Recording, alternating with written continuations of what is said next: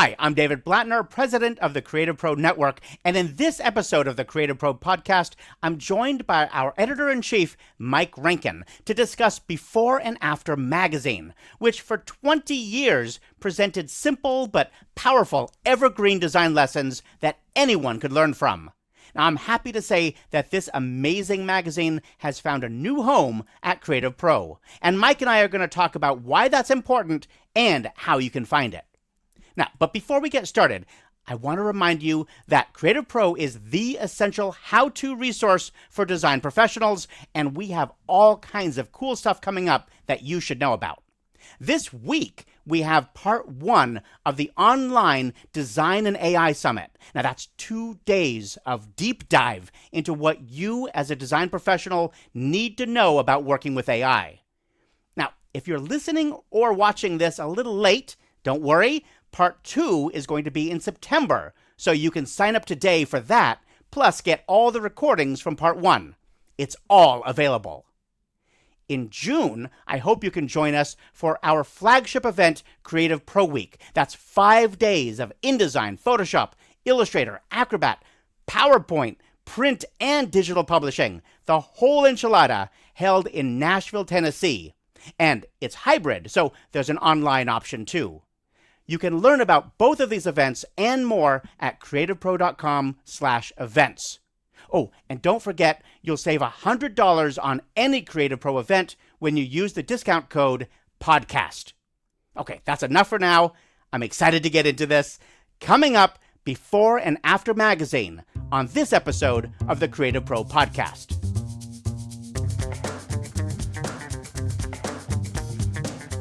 Mike Rankin, welcome to Creative Pro podcast, and David Blatner, welcome to Creative Pro podcast. The two of us, we don't get a chance to talk that often on here, so this is great. This is going to be fun. Fantastic. I love coming on here every time.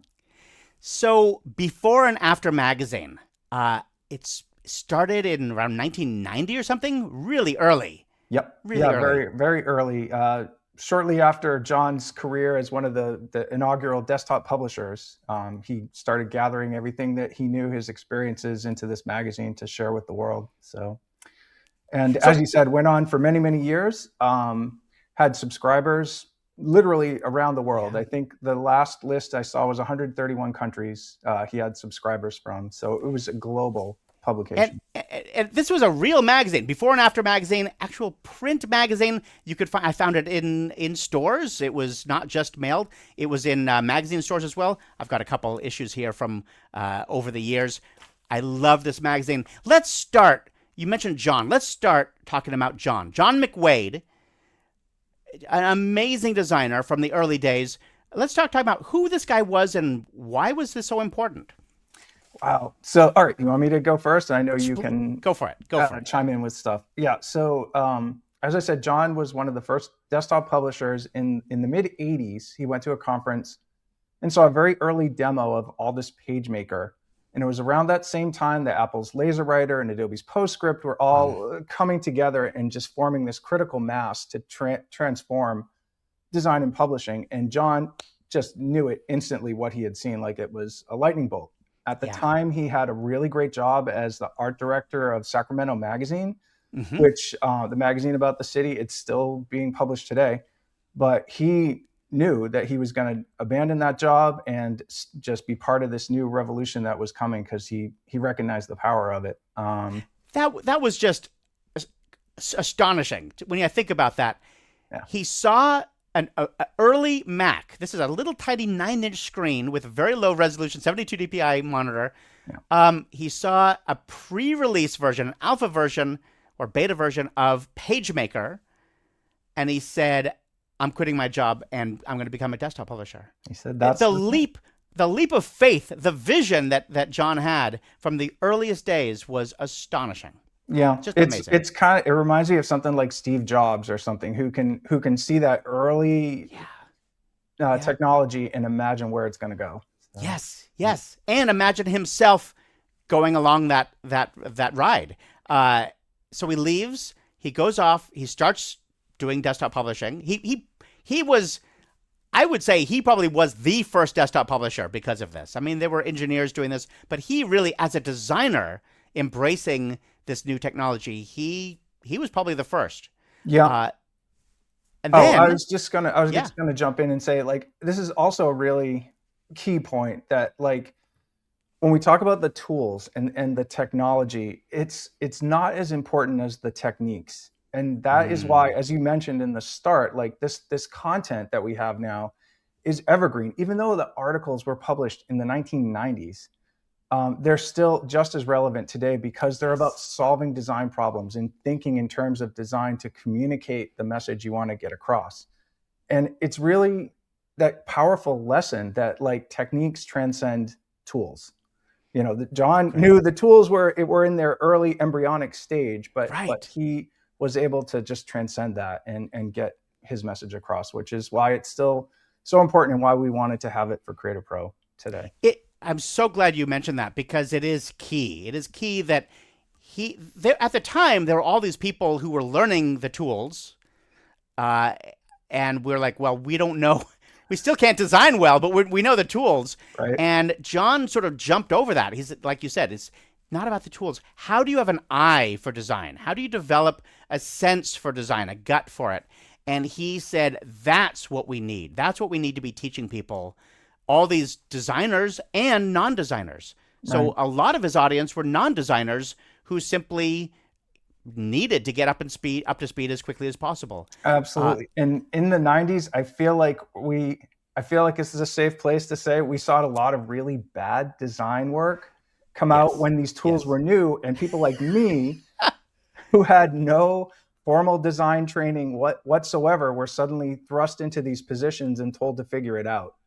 And we desperately needed someone like John to hold our hand and show us the way. I'm gonna push that into the present day too. We still see lots and lots of terrible design out there because it's so easy to get up to speed with these tools.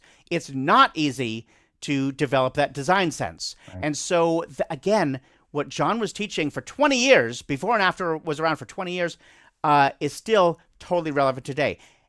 And then before and after disappeared. It just disappeared. He spent 20 years putting his heart and soul into this magazine.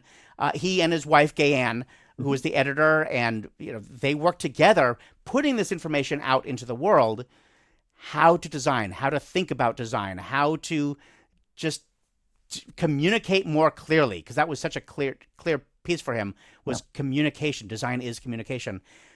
How to do all that. And then the world changed. The world changed, and before and after stopped. Lots of reasons. We don't need to get into all of those. One of the reasons, though, was he went to work for LinkedIn Learning. Yeah. And LinkedIn Learning, he started doing videos about design, which I believe are still available at LinkedIn Learning. Great stuff. Great stuff. Absolutely. I just checked today, and 18 of John's courses are still available. Great. On LinkedIn Learning. I think the most popular one is called something like Things Every Designer Must Know. This is a really short course. It's like maybe an hour long, like 10 or 11 movies.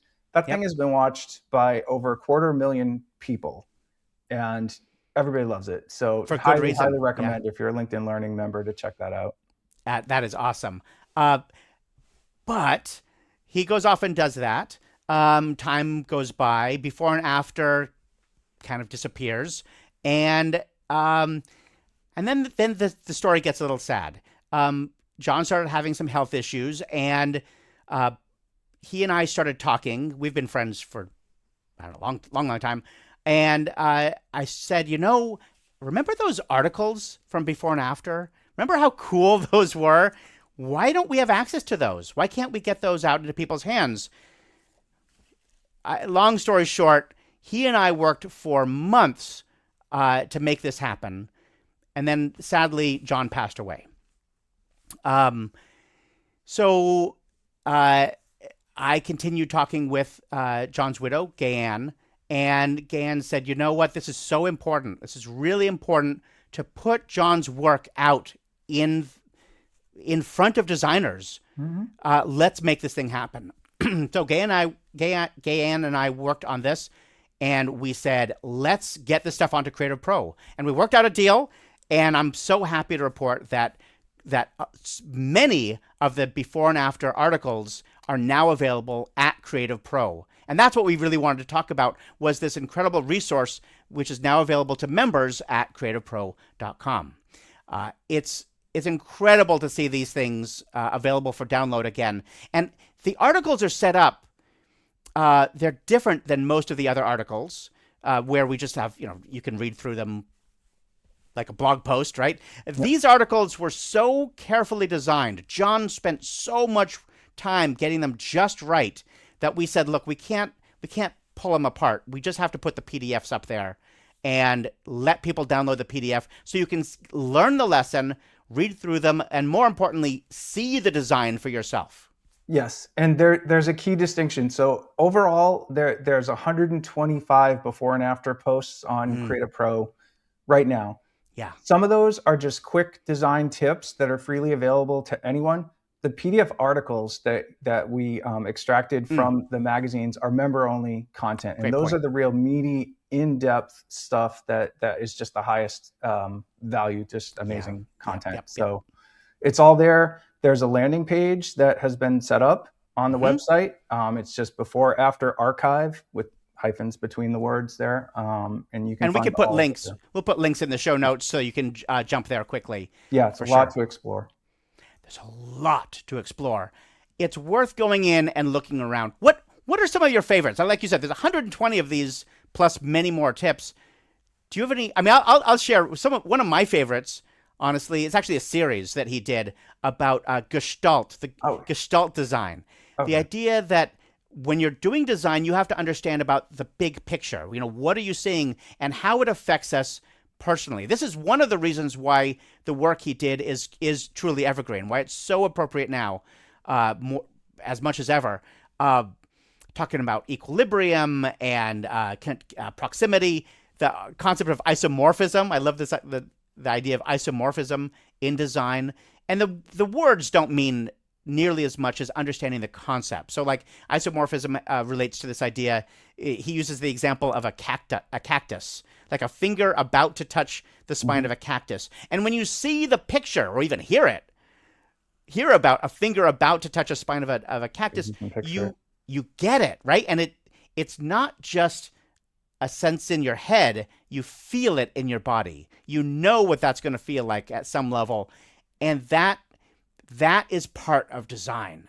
The feeling that you're conveying, and you can convey that feeling through not just what's on the page, but also where things are in relation on the page. Absolutely. I 100% agree with your picking the Gestalt articles because they're the ones that are most like widely applicable. It's just purely about like visual communication at just a masterclass level. And it doesn't matter if you're designing a website, an annual report, a brochure, whatever, all those lessons apply to what you're doing. So those are some of the best ones. The other ones that I think are also really widely applicable are the ones to do with fonts and typography. So things like how to use that typeface and what typeface goes with this, and just, because we're drowning in fonts nowadays.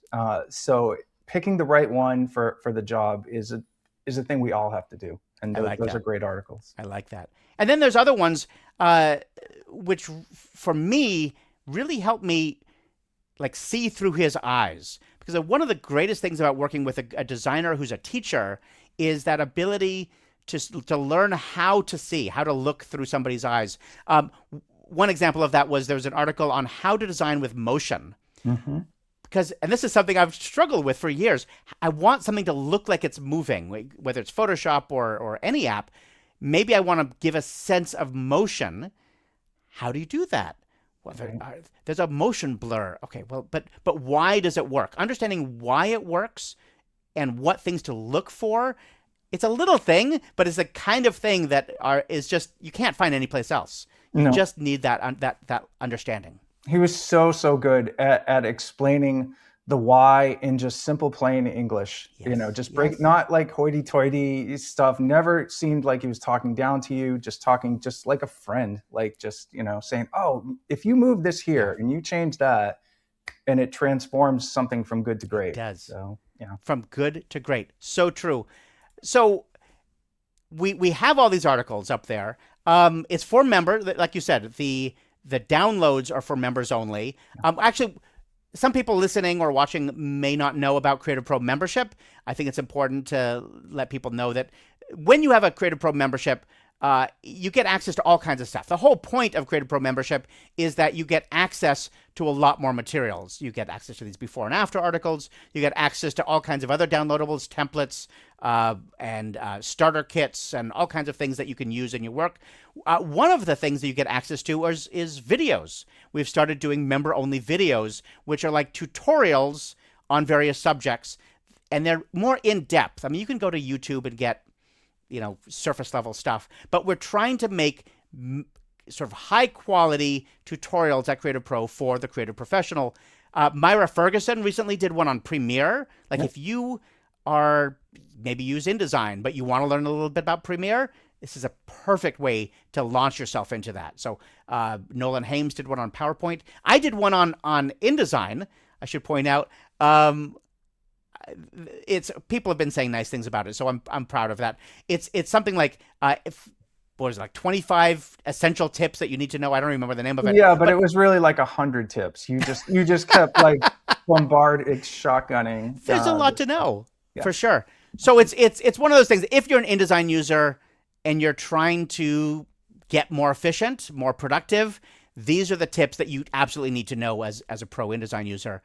So that's another video that's available, part of the membership of Creative Pro. Yeah, just to fill out the picture. So yeah, you get Creative Pro magazine, you get the members only videos, exclusive content, downloadables, discounts, members only forum. There's just all kinds of things to support you as a designer. So. I'm glad you mentioned the discount, because I mentioned in the intro about the events, the upcoming events. As a member, you actually get a bigger discount to the events than the podcast one. So definitely check that out. If you're going to go to the event, any of the events, Design and AI, Design and Marketing, Design and Accessibility, the InDesign conference, any of those, you probably want to be a member because you get the biggest discount. For sure. Okay. What else should we say about design, about before and after? I really feel that this is such an important resource that I'm feeling just very, very, very happy that we're able to put out into the for members again. Yeah, I get emails from folks thanking us for putting this stuff online, and it's some of the emails are from older fans who like grew up in their career with the magazine, and they're so happy to see it made available again. I mean, right now, to track down that content, because John's website is really not all that functional anymore. You have to go on like eBay or some other site and try to buy copies of the old magazine one at a time for like $10 to $15. Yep. And here you get the whole smorgasbord, and people are really responding to that.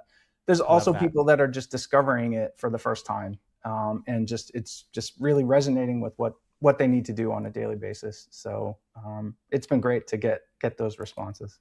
That's beautiful. It really is beautiful. The goal ultimately is helping designers thrive. And part of thriving is giving them the tools, giving you all tools to be able to do your work better. And it's not just the tools themselves. It's tools, not just to use the tools to how to think, how to design, how to get that designer's eye. I'll be honest, we don't have that much material on that at Creative Pro. This was a kind of an empty area. It wasn't empty. I mean, we had some design stuff, but not nearly as much as how to use InDesign, how to use Photoshop over the years. Absolutely. That was another reason why I was thrilled to have this content, because we do have, I mean, in the Creative Pro repository, we have over 16,000 articles. It's actually inching towards 17,000 articles now. Yeah. The vast majority of those are how-to content in specific applications. How do I do something in Photoshop? How do I do something in InDesign? But the actual just pure design category did not have a lot of stuff in it. We have some great stuff from Nigel French recently. He's been doing this ongoing series in the magazine of how to be a better designer, and I love that stuff. But the overall volume of content we had just on pure design techniques was pretty small. But now it's really robust. It's got just incredible amount of stuff thanks to the before and after. Yeah, I just want I have to say out loud, thank you to Gayan and to John for not just creating all this amazing material, but really working with us to ensure that it has a life into the future. I feel really honored that we're able to hold this for people. Same, absolutely. For sure. I do want to mention there's a couple other, we're going to put some links in the show notes that I think people should know about. For example, John spoke at the InDesign user group a few years ago, and it's wonderful to see him do his thing and really talk about it. And you get the sense of how humble he was, how curious he was, how kind he was, and how important it was to him that people start being able to see more and communicate more cleanly, carefully. We also, you wrote an article. We just need to say, you wrote this great article for CreativePro magazine about before and after and about this collection. And you collected a lot of things that people had said about before and after and about John. So we're going to put a link in the show notes to that as well. So that's a must read. There were some great quotes from Chuck Green and Alan Gilbertson and you as well on just, what the magazine meant, its overall reach, and how it's just going from generation to generation. The lessons that these guys learned, they're using for the people that they mentor, and so on and so on. So it'll just continue. I love that. It's really, it's a pleasure to be able to talk to you, Mike, about all of this and to introduce this to the world, because a lot of people they never got a chance to see before and after. This was before people's time. So it's so nice that we get a chance to do this and to talk about it. Last thoughts? What's your thinking? I just have one last thing, and I'm going to actually read it from my show notes because it's a quote from John. So I want to directly quote him. Great. And it's from a post that I found on his personal blog at mcwade.com. Okay. And one of his readers who lived in Haiti and produced these very serious reports for government agencies on things like poverty and infant mortality and access to clean drinking water, like really life and death issues, wrote to John to thank him for teaching him to design these reports and make them more compelling and more impactful, because that could translate into action, like political will to invest money and resources to fix these problems. And John was very moved by this guy reaching out to write to him. And I'm not going to read John's whole response, but I just want to read a little bit of it because I think it really is a nice way to sort of wrap this up and encapsulate the before and after experience. So in response to the guy, John wrote, "As a designer, you have a privilege, one that others do not. It is the privilege of making visible that which others can only imagine, feel, or think. When you do this, you open a window through which your audience can see, know, and understand. Design is about communication. Design isn't about making something only look better, but actually function better. Design has to do with how a thing works." And to me, that is just like the mic drop moment, just encapsulating the whole of before and after. Yes. It's like design has to do with how a thing works. I love that. Beautiful. I love that. Yeah. Thank you. Thank you for sharing that, Mike. That's beautiful. It's powerful words. It's really, and it shows, the value of what we do as designers and communicators, I think is captured there. What we do and why we do it. Yep. I mean, we are, it's so easy to get caught up in the little nitty gritty of I'm just doing this job, this one little thing. But it's so important to stand back and get a sense of why are we doing this? We're helping people make the world better. I mean, we're helping at whatever level. Our why ultimately is helping communication happen, and communication of ideas, communication of feelings, communication of even if in politics, everything, helping communication happen more cleanly. That is just perfect. Yeah. How it works. He really makes the case for the power that designers have and sometimes we might not always feel that, but it is real and it's there. It really is. Thank you, Mike. And thank you for just taking the time and all the work that you and Jeff and Hannah, everyone put into getting this collection up on CreativePro. It's a pleasure to see it there at last. It was a pleasure to do it. So this is great. Thank you all for joining us on this episode of the CreativePro podcast. We have lots more coming up, but check us out, and I hope we're going to see you at one of the CreativePro events soon. That'll be fun. Great. All right. Take care. Bye.